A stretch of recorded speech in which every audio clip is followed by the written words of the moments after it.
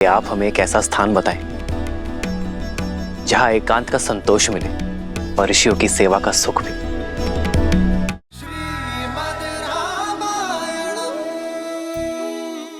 कौन हो तुम लोग? ये प्रश्न हमारा है क्योंकि तुम हमारे राज्य की भूमि पर हो। लक्ष्मण,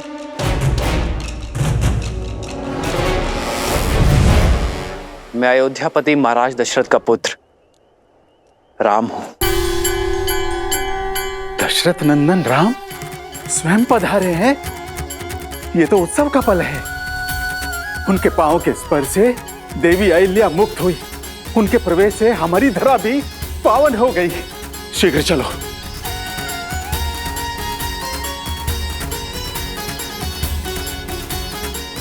श्री राम, श्री राम, श्री राम।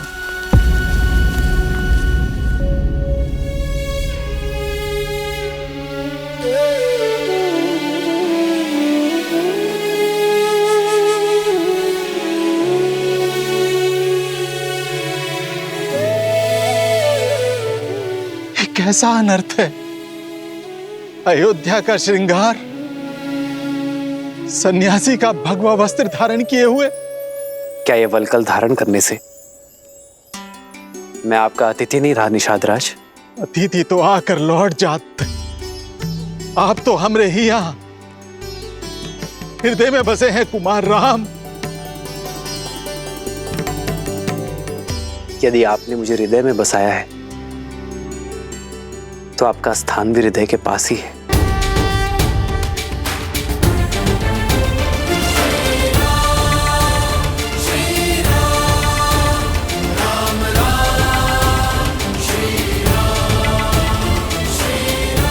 ये मेरी धर्म पत्नी सीता है। प्रणिपात देवी। और ये आपकी परछाई अनुज लक्ष्मण। आपका स्वागत है भैया। धन्यवाद गुहा भैया। कब से आपके दर्शन का अभिलाषी था, किंतु आप ये सन्यासी के वेश में मिलेंगे ये आशा नहीं थी। कहा कोनो लीला रच रहे हैं श्री राम? लीला तो कुमार भरत की माता कैकेयी की है गुहा भैया। महाराज दशरथ को विवश कर दिया। भैया को 14 वर्ष का वनवास और अपने पुत्र को, अपने भरत को राज सिंहासन देने के लिए। लक्ष्मण जी भैया, जो स्वयं नियति ने रचा उसका दोष मां कैकेयी को क्यों देना?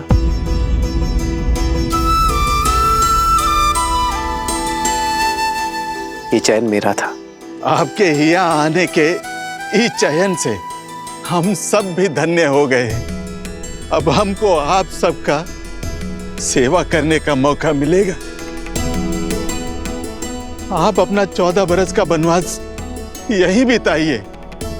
ये राज्य, ये निषाद राज गुहा, सब कुछ आप ही का तो है श्री राम। आपके प्रेम और स्नेह ने मुझे अभिभूत कर दिया है, किंतु वचन के अनुसार ये 14 वर्ष का वनवास मुझे वन वन भटकते हुए बिताना है, किसी राज्य या नागरिक के यहाँ नहीं। किंतु कैसे श्री राम? ये स्थान जितना सुंदर और मनमोहक है उतना ही भयानक है। कदाचित आपने सुना नहीं, भय के लिए भयंकर है। हम अवध के रुद्र हैं, हम शंकर हैं।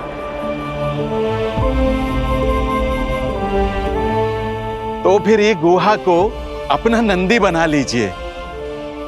आपको मार्ग दिखाते दिखाते हम भी सद्मार्ग पर चल लेंगे। व्यक्ति का कर्मफल, उसके चयन का परिणाम उसे स्वयं भोगना पड़ता है। कर्तव्य के इस पथ पर हमें अकेले ही चलना होगा। तब श्री राम हमें भी तो कोनो सेवा का अवसर दीजिए।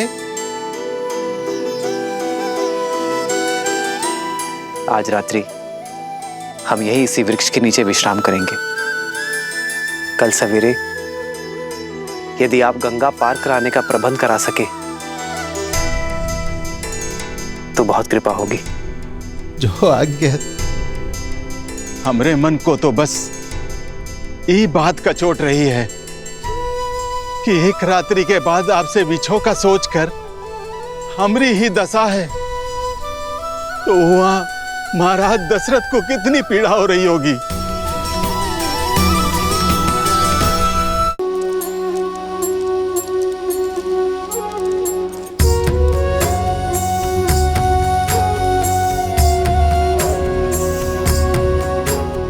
एक नया आरंभ, एक नई कथा।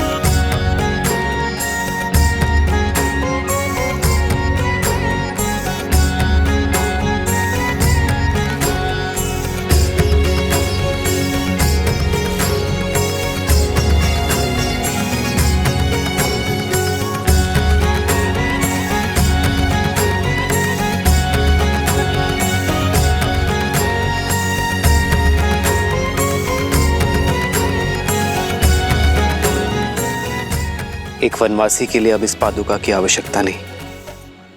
दीजिए भैया।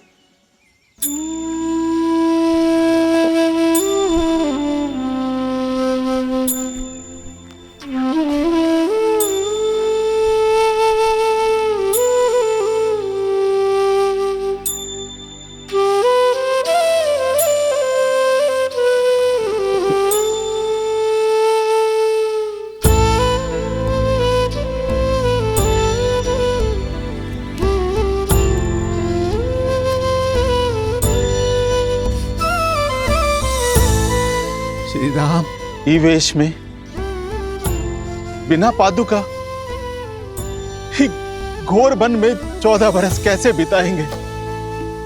हमरा तो ये विचार से मन बैठा जा रहा है। हमने केवल वस्त्र ही नहीं, अपनी संपूर्ण जीवन शैली, अपने जीवन का मार्ग भी बदल लिया है निषाद राज। यही वरदान है हमें। राजकुमार तो साधारण जन से घुल मिल नहीं पाते, किंतु अब हम साधारण प्रजा की भांति सबके साथ घुल मिलकर जीवन का सत्य खोजेंगे। एक वनवासी का जीवन जीकर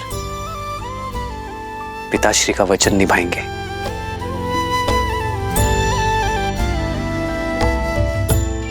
निषाद राज, इससे पूर्व अयोध्या वासी खोजते हुए हमें यहां आ जाए, हमें गंगा पार करवा दीजिए। मन तो ना ही मानत है, पर आपके कर्तव्य में आड़े नहीं आऊंगा। ऊपर ले जाने के लिए केवट सच कर दिया है श्री राम। सिया राम जय जय राम, राम सिया।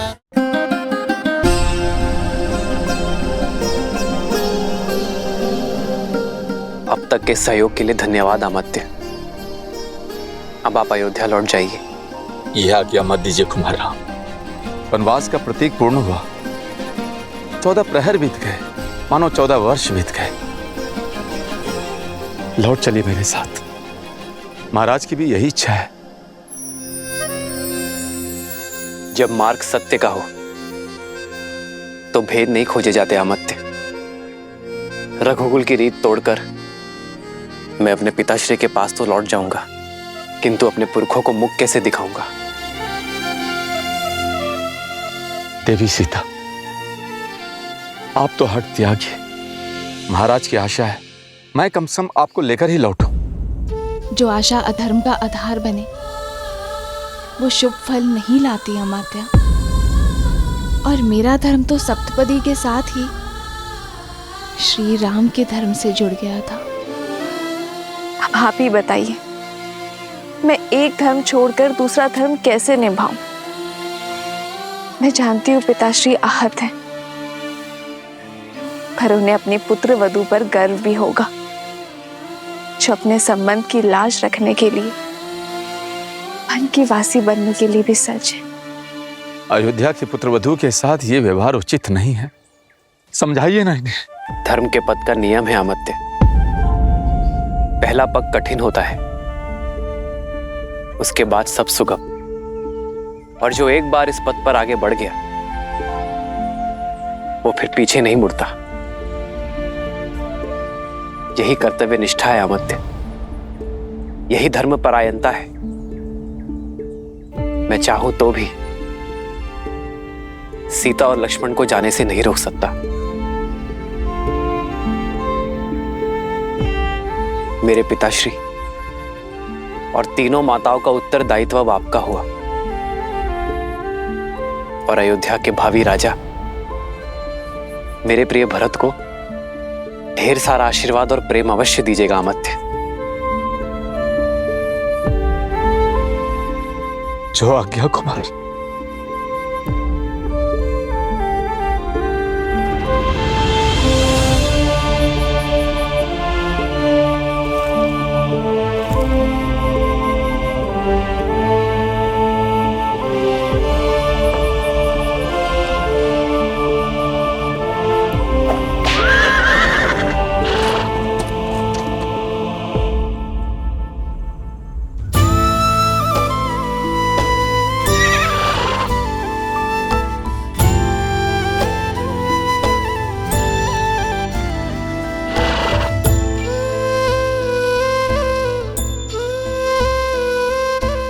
जाओ, अमात्य सुमंत्र के साथ अयोध्या लौट जाओ। वन उपवन का भ्रमण कराते, गंगा का जल पान कराते, नियति कैसी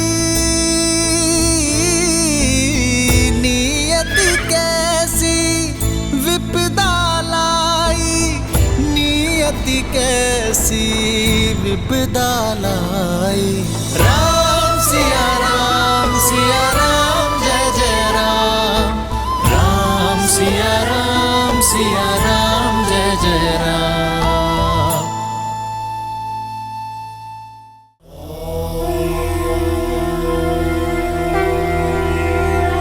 सुलोचना की सहायता और मेघनाद के शौर्य से रावण का विद्युत जीवा को पाने का लक्ष्य पूर्ण होने जा रहा था। संतोष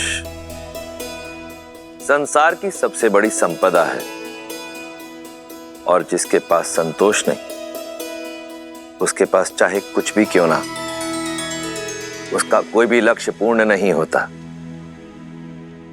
पाताल लोक में जाने के पीछे रावण की मंशा केवल अपने शत्रु विद्युत जीवा के प्राण हरना ही नहीं थी, अपितु उसे कुछ और भी चाहिए था। वहीं दूसरी ओर थे श्री राम, जिन्हें इस बात का संतोष था कि उन्होंने अपने पिता दशरथ और रघुकुल की मर्यादा का मान रखा था। जहां रावण सब कुछ पाने की इच्छा से अधर्म के मार्ग की ओर बढ़ रहा था, वहीं श्री राम सब कुछ त्याग कर धर्म के मार्ग की ओर बढ़ रहे थे।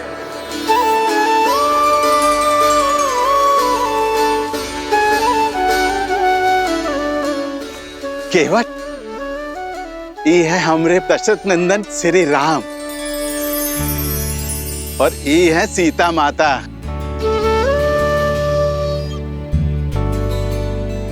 और वो है लक्ष्मण भैया। इको गंगा पार कराने का दायित्व अब तुम्हारा है। भली प्रकार से जाना था इन्हें, भगवान शिव का धनुष उठाकर भंग करने वाले राम।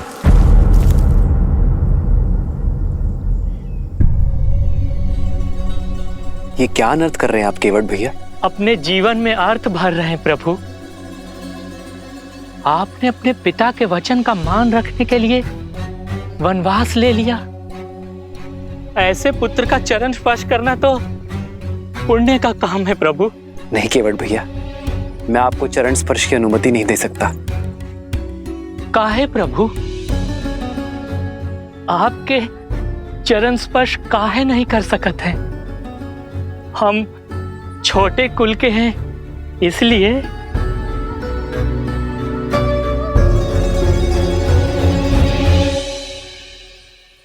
नहीं केवट भैया, क्योंकि आप आयु में मुझसे बड़े हैं, इसलिए। मनुष्य से कुल बनता है, कुल से मनुष्य नहीं। और जैसे स्वयं प्रभु जीवों को संसार का सागर पार करवाते हैं, वैसे ही आज आप हमारे लिए हैं।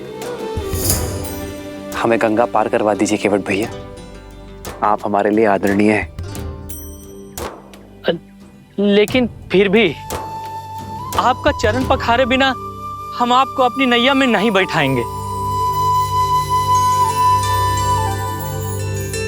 केवट भैया, भैया कह रहे हैं ना कि वो आपसे चरण स्पर्श नहीं करवा सकते, फिर आप। नहीं भैया नहीं, हम प्रभु के बिना पग पखारे अपनी नैया में नहीं बैठाएंगे, बस। ये हट का कोनो कारण तो होगा केवट? अरे बहुत ही बड़ा कारण है निषाद राज। इनके चरणों की धूल में माया है, माया।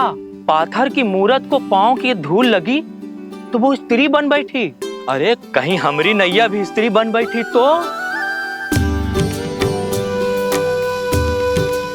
केवट भैया, मैं भी आप ही की तरह एक साधारण मनुष्य हूं। हमें ये गंगा पार करवा दीजिए। मैं वचन देता हूं आपकी नाव को कुछ नहीं होगा। तो हम भी कह रहे हैं ना, हमें अपने पांव धो लेने दो। दोहरी मार मारे जाएंगे प्रभु। एक ही नैया है हमरी, कहीं वो स्त्री बन गई तो पेट पालने का साधन तो जाएगा ही। घर पे हमारी पत्नी जीवित नहीं छोड़ेगी, कहेगी एक के रहते दूसरी ब्याह लाए। नहीं प्रभु नहीं, हम ये संकट मोल नहीं ले सकत हैं, नहीं। तो आप नहीं मानेंगे? जीवन भर लोगों को ई पार से ऊ पार तारते रहे। आज अपना जीवन तारने का अवसर मिला है तो कैसे खो दें प्रभु? ठीक है केवट भैया, मैं अपनी हार स्वीकार करता हूं।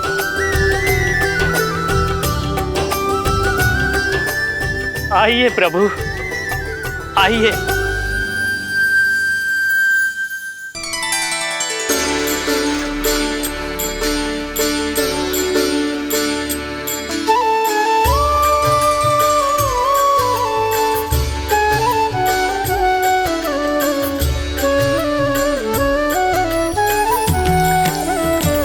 भज मन राम चरण सुखदाई, भज मन राम चरण सुखदाई, भज मन राम चरण सुखदाई, भज मन राम चरण सुखदाई, भज मन राम चरण सुखदाई, भज मन राम चरण सुखदाई।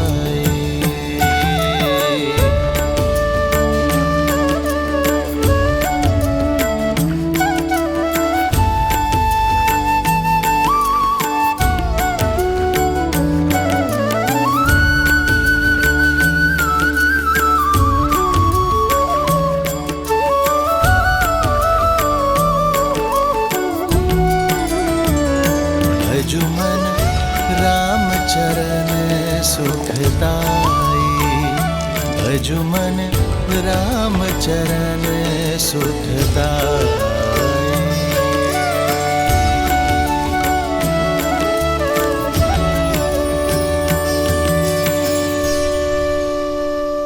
लीजिए प्रभु, आपकी गंगा धारा पार हो गई और आपकी सेवा करके हमारी जीवन धारा भी। आपकी सहायता के लिए बहुत बहुत धन्यवाद केवट भैया। इसे स्वीकार कीजिए। नहीं प्रभु नहीं, हम ही नहीं ले सकते हैं। लेना तो होगा केवट भैया, ये कार्य आप अपने परिवार के लिए करते हैं, पारिश्रमिक तो लेना होगा। प्रभु, कुछ कार्य परिवार के लिए नहीं, आत्महित के लिए किए जाते हैं प्रभु। एक बड़े भाई की भांति आपने हमारी सहायता की है। ये छोटा भाई बड़े मन से एक बड़े भाई को भेंट देना चाहता है। मना मत करिए केवट भैया। कुछ देना ही चाहते हैं तो पुनः दर्शन देने का आश्वासन देके जाइए।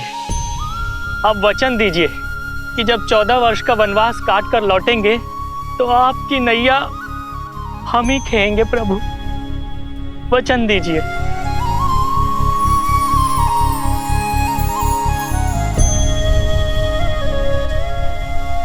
महादेव ने चाहा तो यही होगा।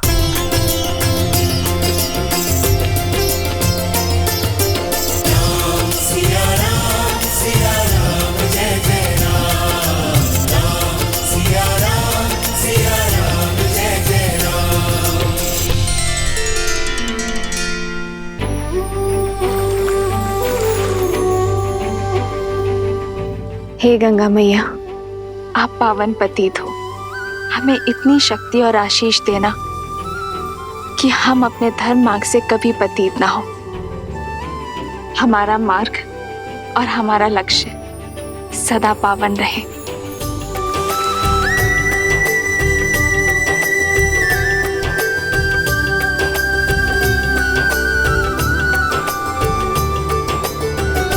आओ सीता।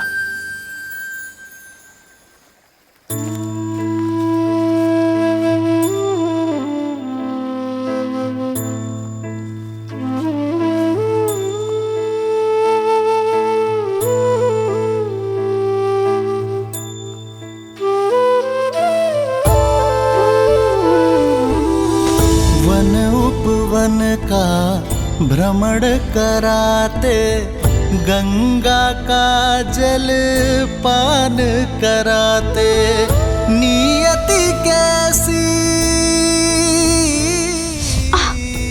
सीते कैसी विपदा लाई, नियति कैसी विपदा लाई।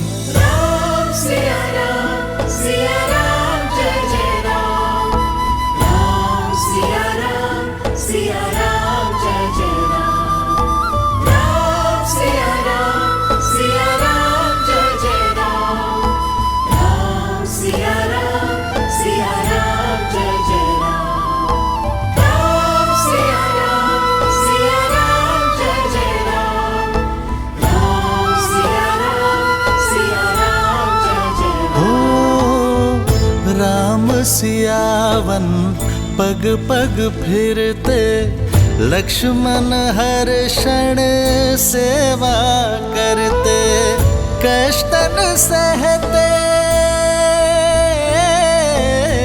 कष्टन सहते श्री रघुराई, कष्टन सहते श्री रघुराई।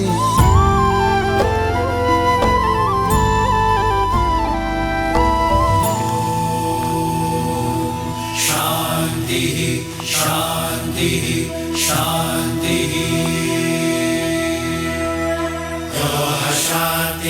अंतरिक्ष शांति, पृथ्वी शांति शांति। प्रणाम। आप लोग कौन हैं? महाराज दशरथ का पुत्र राम। कुमार राम? नहीं, सन्यासी राम। ऋषि भारद्वाज की दर्शन अभिलाषा से आया हूं। स्वाहा। हाँ कीजिए गुरुदेव, कुमार राम आए हैं। श्री राम, श्री राम, श्री राम, श्री राम, श्री राम, श्री राम, श्री राम। प्रणाम ऋषिवर। आयुष्मान भव।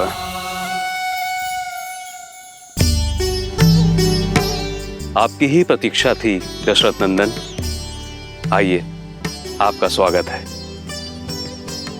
नीति बड़ी क्रूर है।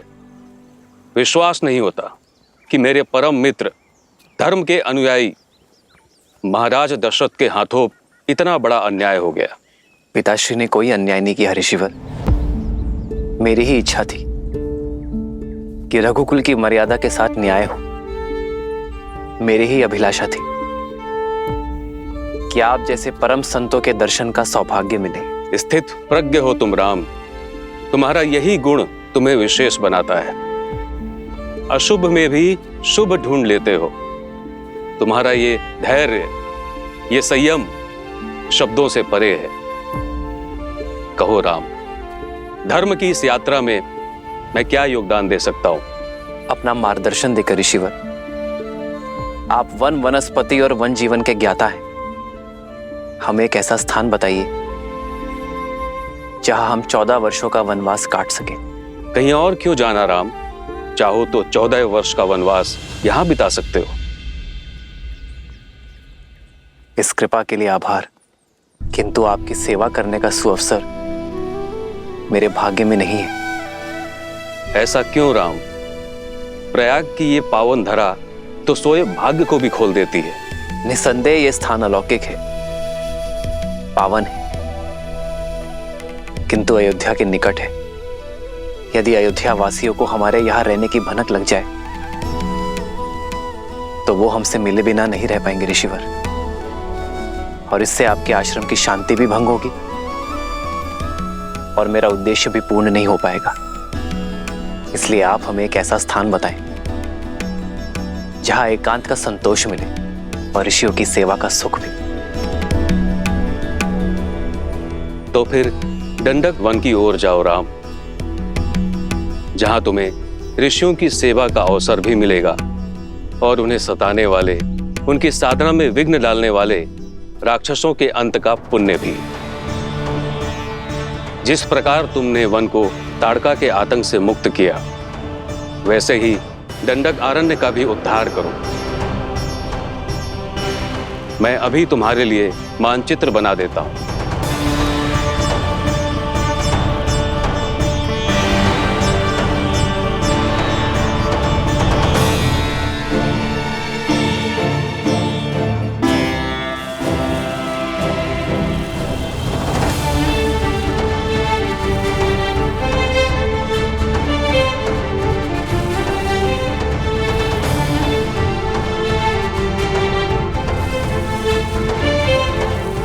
ये है प्रयाग, जहां पर हम अभी हैं।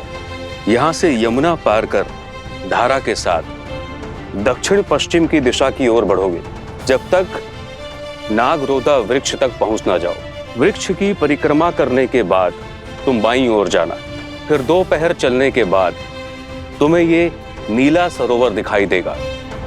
यहीं से फिर दक्षिण पश्चिम दिशा में कुछ कोस चलने के बाद तुम पहुंच जाओगे चित्रकूट, दंडक अरण्य का प्रवेश द्वार, जो यहां से 30 कोस दूर है। वहां तुम्हें केवल वानर और वन्य जीव मिलेंगे, कोई मनुष्य नहीं मिलेगा वहां। राम, तुम्हें अपने वनवास का आरंभ वहीं से करना चाहिए, क्योंकि वहां एक और महान उद्देश्य तुम्हारी प्रतीक्षा कर रहा है राम।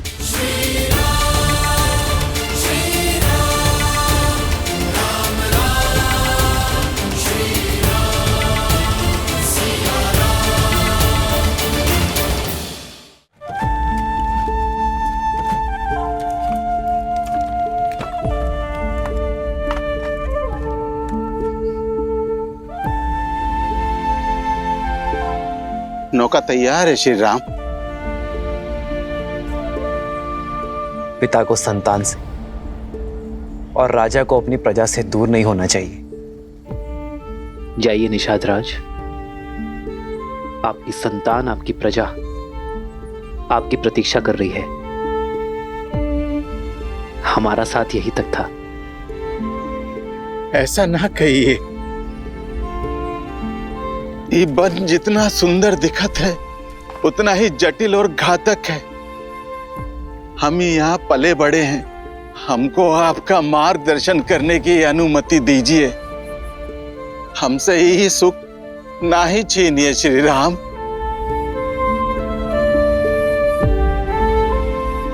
आशा का टूटना कई बार आवश्यक होता है निषाद राज। जब आशा का बीज फूटता है, टूटता है, तो समय की माटी से भविष्य का वटवृक्ष खड़ा होता है। और फिर आपके लौटने में मेरा एक कार्य है जिसका आपको निमित्त बनना है। मेरा अनुज भरत शीघ्र ही अयोध्या का राजा बनेगा, और जब तक वो अपना साम्राज्य स्थिर ना कर दे अयोध्या की सीमाओं को, मेरे मित्र निषाद राज की निगरानी की आवश्यकता होगी। काहे इतना कठिन मार्ग चुन रहे हैं श्री राम? धर्म का मार्ग है निषाद राज, इतना सरल कैसे हो सकता है? जिस प्रकार भट्टी में लोहा तपकर और दृढ़ बनता है और सोना कुंदन, वैसे ही कठिनाइयां एक पुरुष को पुरुषोत्तम बनाती है।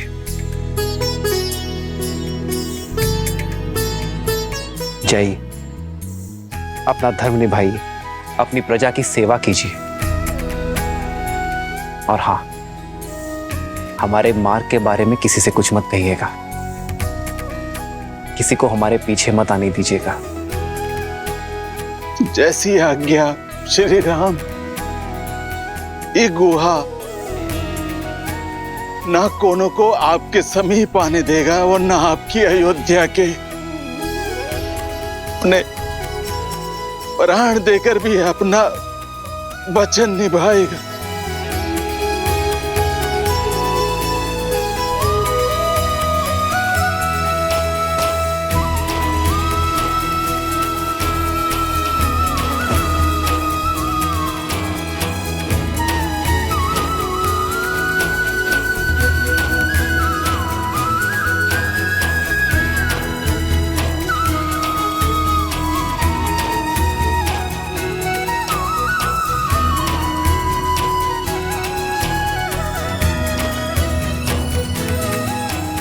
आपका बहुत बहुत धन्यवाद निषाद राज।